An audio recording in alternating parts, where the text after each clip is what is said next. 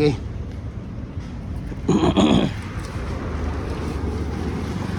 Pangilan na ninyo to? Apat? Dong? Pang-apat na to? Grabe ha. Ha? So, ayos ah. Ito nga napakaganda, di ba? Makikita mo talaga ang tibay at garantisadong mga ginagawa, di ba? Sa forma pa lang talagang halata na. Yan oh. Oh. Di ba? Isang bira, apat kaagad. Saan pa kayo? Dito na po kayo sa Gem Hardware and Kukulamber Concrete Products, Kanituan branch, no? Sa mga molder, we can ship nationwide, Luzon, Visayas, Mindanao. Kahit sa sulok man ng mundo, kaya nga abutin ng ating kargo.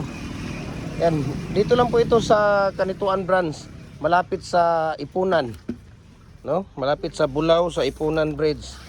Ang ano natin. Ayan.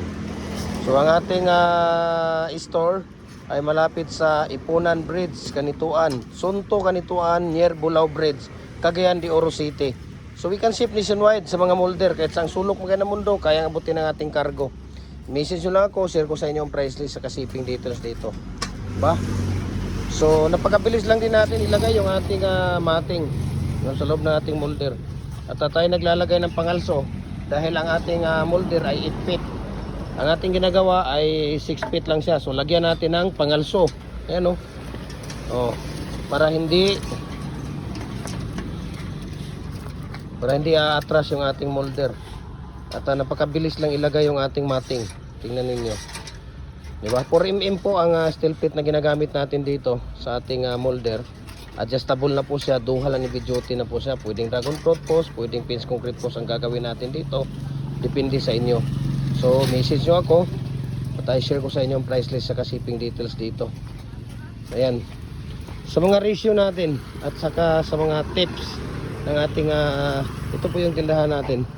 Sa mga ratio, tips, i-follow niyo yung Facebook page natin dahil lahat ng mga concrete products natin ay makikita mo sa ating Facebook page. Ito po, i-follow niyo po ito. Gem Hardware, ang Kukulamber ang Concrete Products, Balulang Branch. Mang, Gem Hardware, ang Kukulamber ang Concrete Products, Kanituan Branch. Triple A and Kukulamber. Ang ating personal Facebook account, Felix Tan Pagikan Jr. Ang ating Instagram, Felix_Pagikan 2000. At saka yung ating YouTube, Gem Hardware, Gem Hardware, Kukulamber ang Concrete Products. So ito po yung mga maliliit natin na mga molder. Ayan, 5.5 by 8 by 16, 3 and 3/4 by 8 by 16, 4 by 8 by 16. Mayroon tayong 3.5 by 7 by 16, 3.5 by 8 by 16, 3 by 8 by 16, double po yan. Mayroon tayong 5 inches, 4. Mayroon din tayo ditong 3.5, 3 size, 3.5, 3 and 3/4 lower po, no? Marami pa tayo dito mga molder natin. Kagaya nito, ito mga decorative blocks natin ng mga molder. Ang dami. So ito ating mga decorative blocks molder natin. So ang dami po yan, no? Bricks molder, ayan, may muhon pa tayo doon. Diba? Meron pa tayong muhon. Meron pa tayong mga bricks molder. Ayan, number 8. Ayan, candy is, ayan, makikita ninyo ito. Octagon, zigzag. Meron tayong Y na nandoon. L, bar, hexagon. Meron din tayong Y na may groove. Ayan, makikita. Donut, ayan.